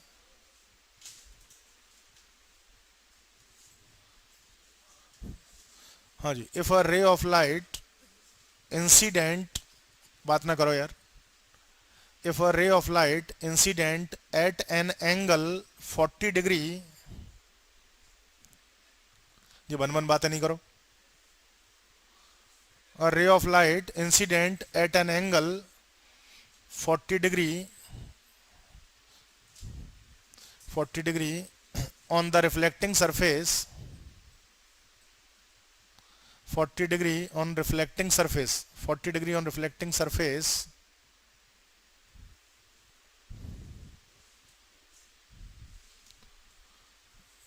40 degree on reflecting surface, full stop. Find, कुछ पुराना सॉल्यूशन छूटा हो तो कर लेना है ना इसमें से।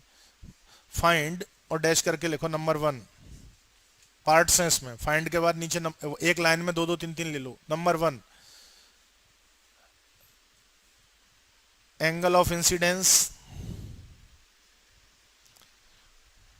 नंबर 2 सेकंड नंबर पे लिखो एंगल ऑफ रिफ्लेक्शन, उसी में सेकंड नंबर पे लिखो एंगल ऑफ रिफ्लेक्शन। नंबर 3 पे लिखो angle between incident rays and reflected rays. सारी पॉसिबिलिटी ले लेंगे, कुछ बचेगा ही नहीं उसमें। Angle between incident ray and reflected ray,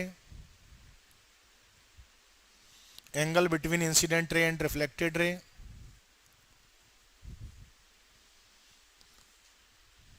फिर लिखो नेक्स्ट पार्ट एक और है, glance angle of reflection, glance GLANC, last part है इसका, glance angle of reflection, glance angle of reflection.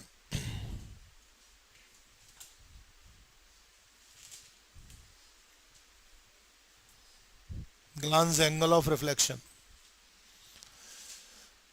बन गए पार्ट्स। चलो बताओ जरा डायग्राम को, ये तो कंप्लीट हो गया बेटा, बहुत स्लो मत लिखा करो। कुछ लोगों का तो ये हालत है कि क्वेश्चन हम लिखा देते हैं, वो वहीं लगे रहते हैं इसके सॉल्यूशन पे, इतना स्लो डाउन का वर्क मत करो। चलो अभी राइटिंग रोक लो, जब टाइम दें तब कर लो। ड्राइंग कैसे करें, क्या दिया है उसने? ओ भाई राइटिंग रोक यार, मैं वेल गलती करता हूँ बीच में तब पकड़ूंगा जो को, क्या हमेशा सही सही लिखता हूँ तब तो मेरी समझ नहीं आता। अब ये बताओ, बीच में बेटा बात बंद कर लो।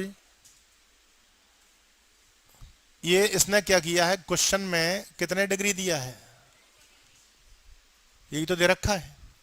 बनाओ फिगर, बनाओ सॉल्यूशन में राइट हैंड साइड।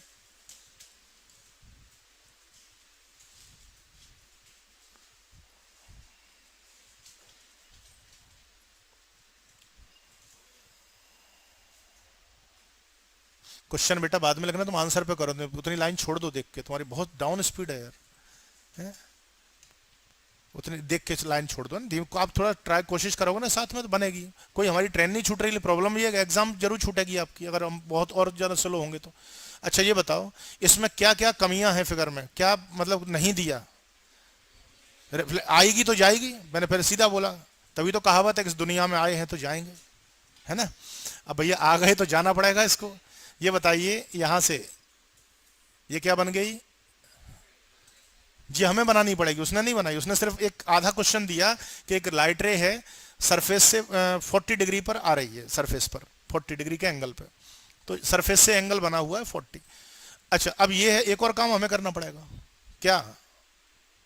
नॉर्मल। 3 चीजें तो कंपलसरी है रिफ्लेक्शन में, इंसिडेंट रे, रिफ्लेक्टेड रे और नॉर्मल, ये 3 तो चाहिए, तब उसके बाद कुछ बोलो कहना। करो ड्राइंग।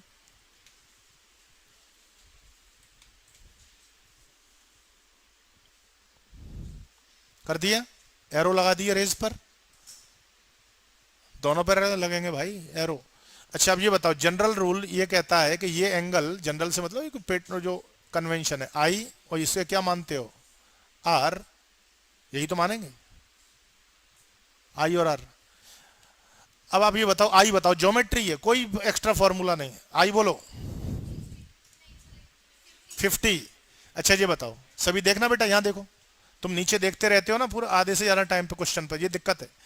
नॉर्मल और सरफेस के बीच में कितना एंगल है? ओ बुद्धिजीवियों यहाँ देखो, ये है और ये है और ये इधर देखो, ये नॉर्मल है, इसका मतलब ये एंगल कितना रहा होगा? और क्वेश्चन ने ये कितना दिया है, तो ये कितना होगा तब 90 हो जाए? 40 तो पहले से ही है, इसकी क्या ऐसी वैल्यू रखूंगा आंसर सेटिस्फाइड हो जाए? या ऐसे समझ लो कि 90 में से मैं 40 माइनस कर दूं। हरी बात समझ? भाई ये एंगल जो हमारे पास है बेटा, खास करके ये तो फिक्स है, नॉर्मल है, तो ये तो परमानेंट है ना भाई, ये कोई गिवन की बात थोड़ी, ये नॉर्मल है। वो तो नॉर्मल से मतलब 90 का है, तो 90 में से 40 माइनस कर दूंगा तो आई आ जाएगा मेरे पास। लिखो, ये दिखा दो फिगर में ये सब। चलिए अब इसमें लिखो I इक्वल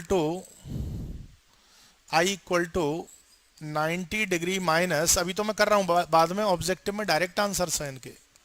ये लीजिए आंसर क्लोज्ड। बेटा बोर्ड पे लिखवा तो ना, क्यों एक दूसरे का रजिस्टर का जाकी कर रहे हो, है ना? कुछ साइड में लेफ्ट राइट हो जाओ, ये जगह बदल लो अगर कोई देखने की ट्रबल है तो। I50 समझ आए? 50 कैसे आया? और क्या पूछा नंबर 2 पे? ये फर्स्ट पार्ट हो गया भाई साहब। सेकंड पे क्या पूछा? ये लो R question mark, R question mark. अब यहां पे क्या लिखोगे? I इक्वल टू R होता है ना, तो आप क्या लिख दो सीधा, R equal to 50 degree because I equal to R।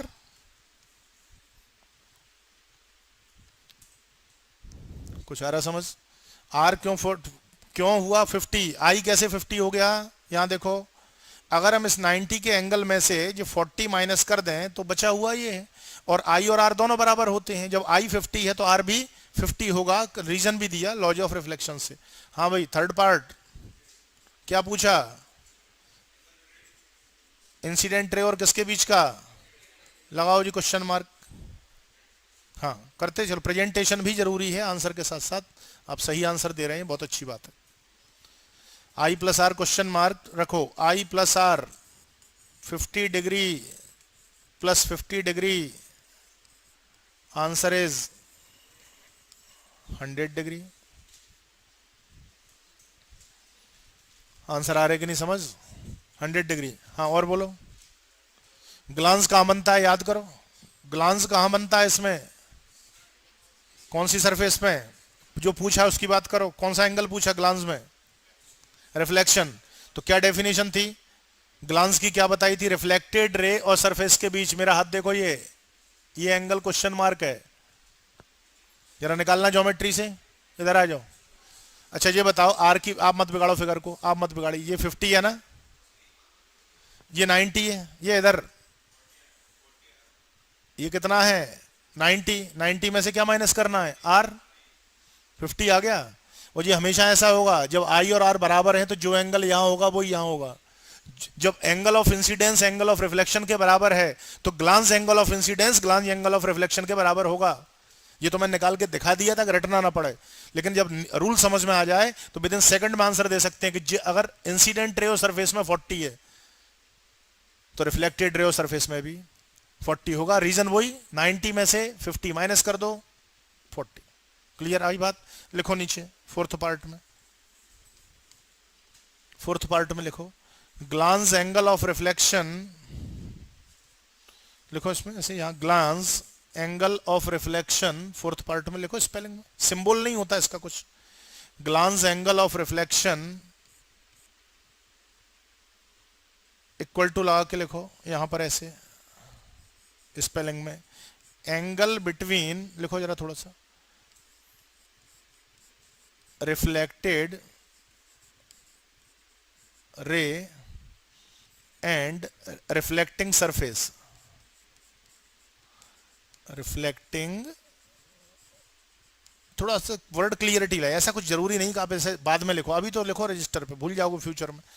अब बताओ, ज्योमेट्री फिगर से आप निकाल लो इन दोनों, जो कहा है उसका एंगल ये। इसकी अगर हम बात करें तो 90 में से आर माइनस करेंगे, 90 डिग्री माइनस आर मतलब 90 degree minus 40 degree sorry sorry sorry, R 50 है, 90 डिग्री माइनस 50 डिग्री मतलब 40। ये इससे समझ आ जाएगा।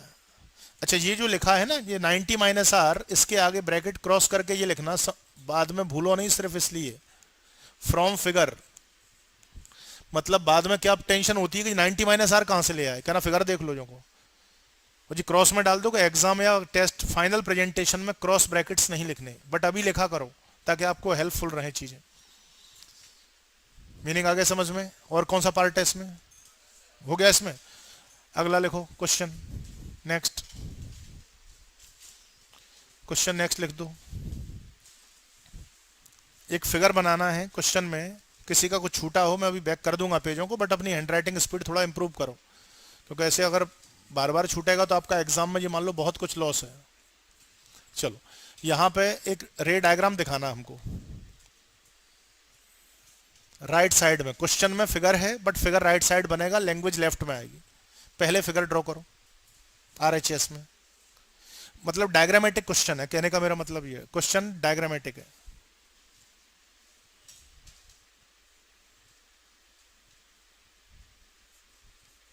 चलो,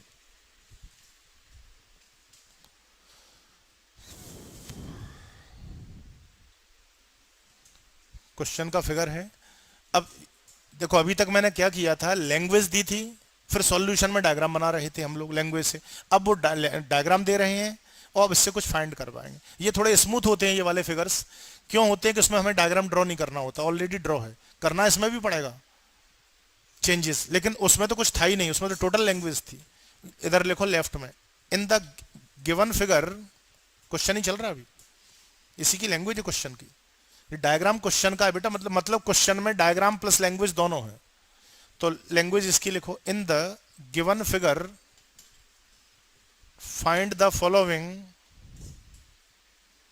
इन the given figure find the following, और डैश करके पार्ट्स हैं इसमें भी। नंबर 1, अब आंसर की क्वेश्चन के बाद उम्मीद करेंगे। Number 1, angle of reflection, angle of reflection, कोई बताओ, आंसर तो देते जाओ। 20, यस सही है, कैसे आता है करेंगे डिस्कस अभी। एंगल ऑफ रिफ्लेक्शन बात, अब फिलहाल तो आंसर देते चलना। नंबर 2 लिखो, सेकंड पार्ट, क्वेश्चन तो पूरा करो, सेकंड पार्ट करो। नंबर 2, एंगल ऑफ इंसिडेंस, ठीक है 20, बिल्कुल सही समझ आ रहा है, एंगल ऑफ इंसिडेंस।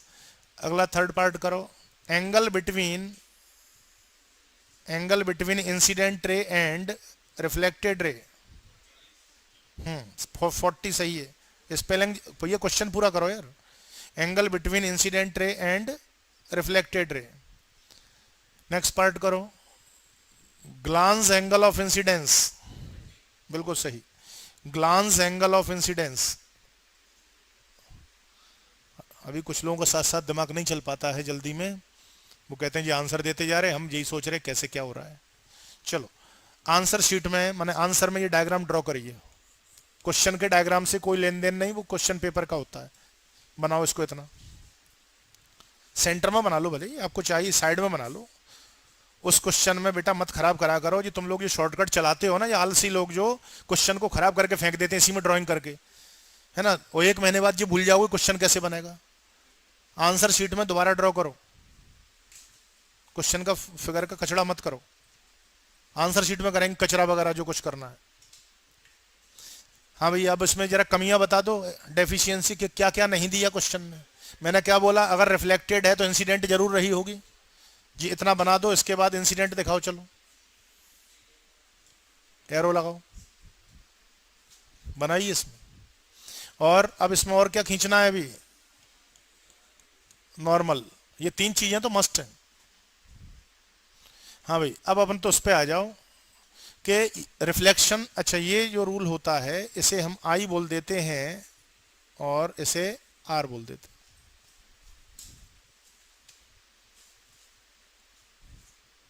चलो, अब बताओ, इसमें हमसे ये पूछा, आर पूछा है ना पहले, कोई इशू नहीं, आर निकलेगा। अब यहां पे लेके इतने को दिखाओ डायग्राम में, सब कुछ तो ज्योमेट्री पे बेस्ड है, जो डायग्राम है उस पर 90 दिखाओ। बना दिया 90। चलो जी लिखो फ्रॉम फिगर, ऐसे फ्रॉम FIG करके डॉट लगा दो, figure it is clear that, from figure it is clear that.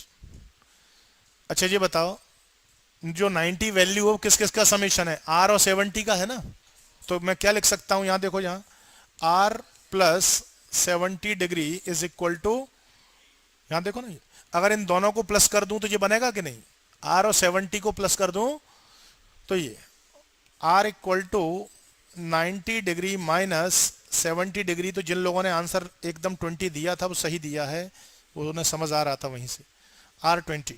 और वो जो तो करने का सब्जेक्टिव तरीका, ऑब्जेक्टिव होता तो हम काहे को इतना माथा पच्ची करते, यही समझ गए थे ओरल, कहना जी 90 तो तब होगा 70 पहले से दिया है, यहां मैं क्या वैल्यू R की क्या वैल्यू पुट करूंगा 90 सेटिस्फाइड हो जाए 20, सीधा सीधा आंसर। हाँ भाई नेक्स्ट नंबर 2 पे बोलो, ये तो फर्स्ट पार्ट था, नंबर 1 करना भैया यहां से। नंबर 2 क्या पूछा है, लिखो I equal to question mark, लिखो नीचे कर बेटा, सब्जेक्टिव एग्जाम है तो थोड़ा राइटिंग का बहुत ध्यान देना पड़ेगा इन चीजों में, ओनली ऑब्जेक्टिव नहीं है। फ्रॉम लॉज ऑफ, लिखो केवल आंसर आना मैटर नहीं करता, लॉज ऑफ रिफ्लेक्शन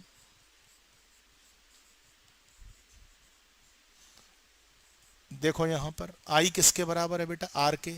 अब R आप निकाल चुके हो 20, तो I भी कितना आ जाएगा 20, यहां दे देना सेंस R हमारे पास है, बिल्कुल एक एक स्टेप ओपन है, बोर्ड से देख के करो, कुछ छूटेगा नहीं फिर उससे।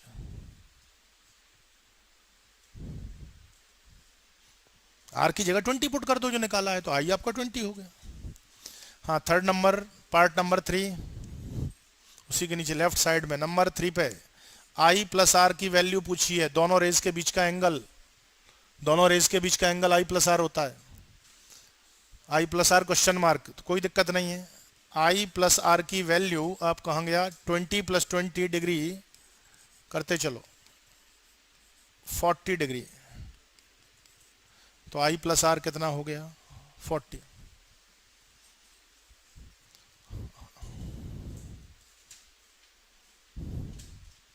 आ गया 40 I प्लस R। और बोलो बताओ ग्लांस कहाँ है इसमें, ग्लांस एंगल ऑफ इंसिडेंस कहाँ है, इंसिडेंट रे और ये देखो मेरा हाथ देखो, ये अभी हम मान लो थीटा मान लेते हैं, कोई फर्क नहीं पड़ना, अभी मालूम थोड़ा ही है, मालूम तो सब है लेकिन फिर भी कुछ नहीं मालूम करना। ये एंगल कितना है भैया, वैसे तो हमने बताया कि जो ये होगा वही, पर कैसे निकाला आपने, मेरा प्लीज ध्यान से देखना, मान लो रूल्स भूल गए तो कैसे निकालोगे ज्योमेट्री से, ये बोलो जी कितना, और I कितना है, I कितना आया था 20, तो जी बचा हुआ एंगल 20 तो ये है ही, 70 और रख दोगे तो 90 के बराबर हो जाएगा, समझ गए। लिखो नंबर पार्ट में, फोर्थ नंबर में, glance angle of incidence equal to का sign, glance angle of incidence equal to लगा के लिखो एंगल बिटवीन, ये 2-3 महीने बाद ट्रबल चालू होगी, जो अभी लैंग्वेज में कंजूसी कर रहे हैं ना, पर उस समय रजिस्टर पकड़ के लाओगे सर कैसे आ गया आंसर, अभी लैंग्वेज शॉर्ट लिखते हो आप। Angle between incident ray and reflecting surface, क्या लिखा, glance angle of incidence equal to का साइन लगा के लिखो language, angle between incident ray and reflecting surface. अब उसी की जगह इक्वल टू के जस्ट नीचे इक्वल टू, अब हमें रिफ्लेक्टिंग सरफेस और इसके बीच में लेना है, तो बताओ क्या आएगा यहाँ पे, 90 माइनस, ऐसे 90 माइनस I, मैं बिल्कुल जनरल चीज ले रहा हूं, 90 माइनस 20 तो कितना 70। ये तो सिर्फ एक सॉल्विंग का तरीका है, बाकी स्पीड बढ़ाने का तरीका ये है कि जो रिफ्लेक्टेड रे सरफेस में वो इंसिडेंट रे सरफेस में होगा, क्योंकि ये एंगल बराबर है इसलिए, अगर I और R इक्वल ना होते ना तो फिर ऐसा पॉसिबल नहीं हो पाता। क्लियर आ रही बात समझ में। नेक्स्ट क्वेश्चन लिखो ताकि टॉपिक बस फिनिश हो जाए कंप्लीट पे, 1-2 क्वेश्चन ही बचे, ज्यादा नहीं। लिखो next question, a ray of light, हर तरह की इसमें पॉसिबिलिटी कवर्ड की हुई है। लिखो a ray of light incident, a ray of light incident normally, NORMALLY, a ray of light incident normally on the reflecting surface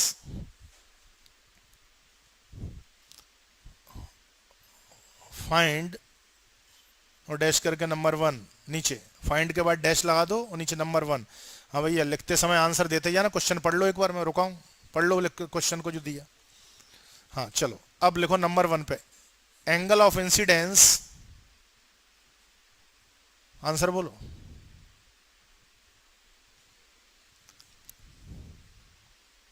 question को पढ़ो, question को, हमको तो बाद में देखो, मैं तो रोज ही देखते हो हैं। 0 या 90, 0 या 90 क्वेश्चन में आई की वैल्यू,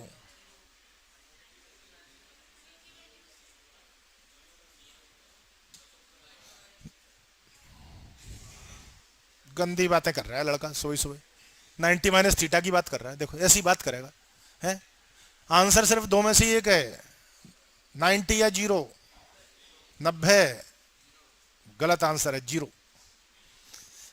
हो जाएगा। अभी ड्राइंग करके दिखाएंगे, कुछ गड़बड़ हो रही है सोचते में आपसे, इसलिए। चलो पहले क्वेश्चन लिखो, एंगल ऑफ इंसिडेंस। नंबर 2 लिखो एंगल ऑफ रिफ्लेक्शन, लिखो लिखो angle of reflection, angle of reflection. Number 3 angle between, third number पे angle between incident ray and reflected ray, angle between incident ray and reflected ray, reflected ray. हाँ कितना है last part का answer भाई? 0, 0 + 0 0। कौन शुक्ला जी कितना आंसर है? 0, marks भी 0, वो पीछे वाला सही है, 180 आंसर है। हाँ तुम तो पलट गए थे, अब थैंक यू बोल रहे हो हमको, हमने आवाज सुन ली थी तुम्हारी है। हाँ और उसने सही, कितना खतरनाक लॉजिक दिया, 0 + 0 0। अब वो अपनी जगह सही है वो, लेकिन क्यों गलत है बताते हैं, अभी बात कर रहे हैं आप। इसीलिए हम आपसे आंसर चाहते हैं कि आपका जो सोचने का थिंक है समझ आए। बात रॉन्ग राइट तो सेकेंडरी है, सॉल्यूशन में फिगर। चलो कोई बात नहीं है, गलती होगी तभी तो सुधरेंगे हम, कुछ तो बोलते ही नहीं है, कहते हैं लो हमें एग्जाम में अपीयर नहीं होंगे तो फेल कहां से होंगे। चलो बनाओ जरा डायग्राम बनाओ। अच्छा इस वर्ड का जरा मीनिंग पहले समझ लो। नॉर्मली इंसिडेंट, लास्ट क्वेश्चन है, प्लीज ध्यान से देखो, बस फ्री हो रहे अपन। अच्छा राइटिंग तो रोक ले बेटा, 2 मिनट रोक, इसको बनाना नहीं है, सुनना, मैं कुछ समझाना चाह रहा हूं कि 90 आंसर क्यों नहीं हो सकता इसमें। नॉर्मली कहने के बाद 90 क्यों फेल हो गया? ये तो नॉर्मल है। इधर देख इधर भाई, ये अगर आई है तो ये इधर का आर होगा, आर को छोड़ दो थोड़ी देर को। अच्छा ये बताओ, इसको मैं इस तरफ ले जाऊं तो क्या आई डिक्रीज होगा? हाँ ना बोलते चलो। इसको ऊपर की तरफ ले जाऊं तो क्या आई डिक्रीज हुआ? और अगर इधर ले गया तो और कम, और गया तो और कम, अगर इसी पे ही आ गया तो डिक्रीज होते होते।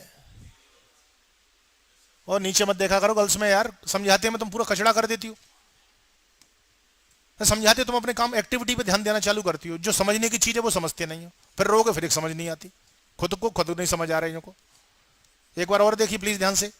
मान लो मैंने कहा कि ये एंगल 10 है, ध्यान से देखना बेटा। अब यूं रिड्यूस करूंगा मैं, 10 9 8 7 6 होते होते बिल्कुल जैसे मैं यहां पे पहुंचा, इस पे 0 होगा कि नहीं होगा? क्योंकि एंगल नॉर्मल से ही मेजर होता है। और जब हम नॉर्मल पे ही आ गए, ये है, जो सपोज ये नॉर्मल है और ये 10 है, इधर देख मेरे हाथ को, ऐसे होता है कि 10 8 7 6 होते होते यूं आ गए इसी पे, तो एंगल तो खत्म हो गया ना। जैसे वो एरोप्लेन एयरपोर्ट पे वो करता है ना लैंडिंग, तो हाइट आती है उसमें, उन्हें 3000 2000 ऐसे जो काउंट डाउन चालू हुए होते होते जहां टचिंग टायर ने लिया, कहता 0 0 से इन द सेंस कि वो उनके बीच की चीज खत्म हो गई। तो एंगल भाई दो चीजों के ऐसे बीच में बिटवीन है, आप इसे क्यों कर रहे हो? रिड्यूस कर रहे हो। नॉर्मली इंसिडेंट का मतलब है कि नॉर्मल पर आना, और जब लाइट रे और नॉर्मल एक ही लाइन पे अलाइंड हो जाएंगे तो एंगल तो बचा ही नहीं। इसलिए यहां पर आई कितना होगा, अभी बनाओ मत, अभी 0। लॉज ऑफ रिफ्लेक्शन कहता है कि आई इक्वल टू, तो रिफ्लेक्टेड जीरो, अब आई अगर जीरो है तो आर भी, सॉरी जे अगर जीरो है तो आर भी कितना होगा, जीरो। आर भी उसी पाथ पे चली गई। 0 डिग्री का मतलब जब जैसे आई थी वैसे ही चली गई। एंगल 180 होगा जो आप कह रहे थे ना आई प्लस आर, वो तब लगता है जब कोई एंगल बना हो ऐसे इस टाइप से हो। तब आपकी बात बिल्कुल सही थी अभी तक के क्वेश्चनों में कि ये अलग अलग हैं तो हमने दोनों ऐड कर दिए। अब इन्होंने पीछे लॉजिक दिया कि साहब आई प्लस आर होता है 0 + 0। कोई बात नहीं, समझ में तो आई ना कि कहां गलती हुई। अब सुनो 180 क्यों कहा। आप वेक्टर्स में जरा सी चीज जानते हो छोटी सी, कि दो लाइनें एक ही डायरेक्शन में हो तो 0, और एक इधर हो तो 180 होता है। अब एक इधर जा भाग रहा है और एक इधर भाग रहा है। अगर ये अपोजिट होते हैं तो अपोजिट चीजों में एंगल हमेशा, तो भैया जी अपोजिट तो ही कि ना, एक नीचे आ रही है एक 180 पे जाएगा। ये थर्ड पार्ट जनरली रॉन्ग हो जाता है, यहां तक तो पहुंच जाते हैं, थोड़ा सा कंसेप्ट ठीक है, वो हल समझ जाएंगे। नॉर्मल पे ही आ गई तो 0, आई 0 आर 0, जैसे ही आया एंगल बिटवीन तो वहीं 0 पे आके फंस जाते हैं, क्योंकि अपने को लगता है 0 + 0। तो कह रहे डायरेक्शन भी तो देखो, 0 + 0 होगा लेकिन सेम डायरेक्शन होती, जैसे ऐसी ट्रांसपेरेंट सरफेस होती यूं चली गई होती। मैं कहता आई 0, सपोज की बात कर रहा हूं, आर 0, अब दोनों के बीच में करोगे तो यूनि डायरेक्शन होने की वजह से एंगल। अब यहां मैथमेटिक्स फेल हो जाते हैं ऐसी चीजों पे, मैथ सिर्फ एक डिजिट पे चलता है। अब कोई कहे साहब 0 + 0 आप 180 कह रहे हो, कहना 0 + 0 तो 0 है, हम प्लस नहीं कर रहे, इसमें हमारी डायरेक्शन उल्टी हो रही है। आते समय नीचे है, जाते समय, और ट्रांसपेरेंट में आते समय भी नीचे हो, जाते समय भी। तो जब डायरेक्शन एक ही होगी भैया तो सेम डायरेक्शन में 0 एंगल लूंगा, अपोजिट में 180 ले लूंगा। नॉर्मली इंसिडेंट का मीनिंग आगे समझ क्लियर हुआ। 10 ऐसे 9 8 ये रिड्यूस होते चले गए, 6 ऐसे होते होते जैसे ही हम इस पे आएंगे तो 0 पे पहुंच जाएंगे, क्योंकि नॉर्मल पर ही आ चुकी है। नॉर्मली इंसिडेंट का मतलब होता है कि अलोंग द नॉर्मल। डायग्राम की इसकी ड्राइंग करो साइड में आंसर में, ये वाला जो बना रखा है,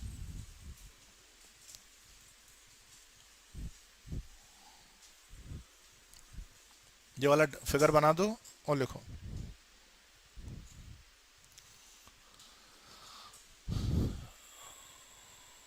नॉर्मली इंसिडेंट कह दी, लिखो इधर इस साइड आ जाओ लेफ्ट में, बात नहीं करो बेटा।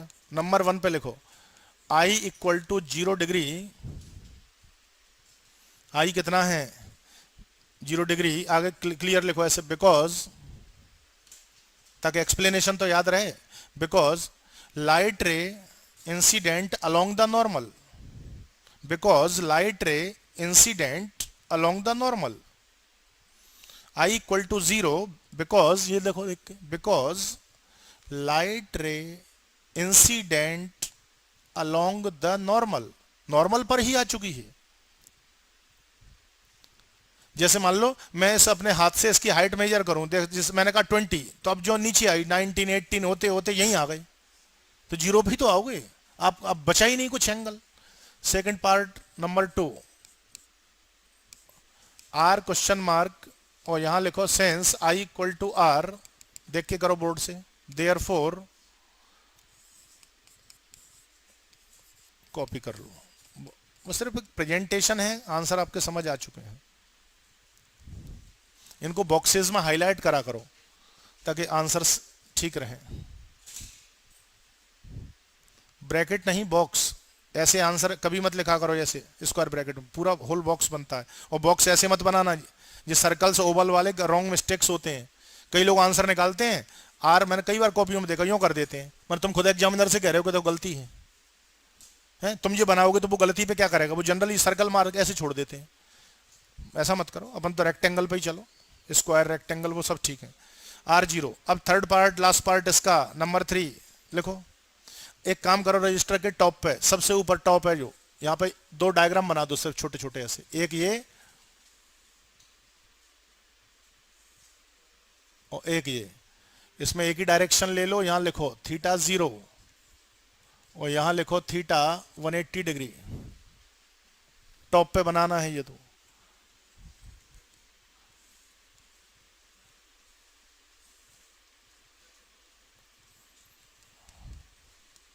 ये लो। थीटा के लिए, ताकि इन फ्यूचर कंफ्यूजन ना हो। जीरो एक ही डायरेक्शन में जीरो, ये ऐसे भी बन सकता है, और एरो पे ध्यान देना होता है, ना कि ये कि दो लाइन पैरेलल के, ये एरो अगर अपोजिट ईच अदर है तो 180 होगा हमेशा। ये जो दे रखा है ऐसे करके लास्ट फिगर, वो ये है कि बिटवीन इन दोनों के बीच का एंगल है 180। ठीक, तो वो लिखो आप इसमें थर्ड नंबर पे, एंगल बिटवीन, नंबर 3 पे लिखो, एंगल बिटवीन, थर्ड नंबर की बात हो रही है ना, angle between incident ray and reflected रे is 180 degree, is 180 degree. Angle between incident ray and reflected रे इज 180 डिग्री। क्या तीनों पार्ट क्लियर हो गए? कोई डाउट तो नहीं है भाई? समझ आ गए सारे पार्ट्स इसके क्वेश्चन के? 180 क्यों कहा? क्योंकि ये दोनों कैसे चल रहे हैं? अपोजिट जा रहे हैं। ठीक है, चलो भैया कंप्लीट हो गया ये आज का।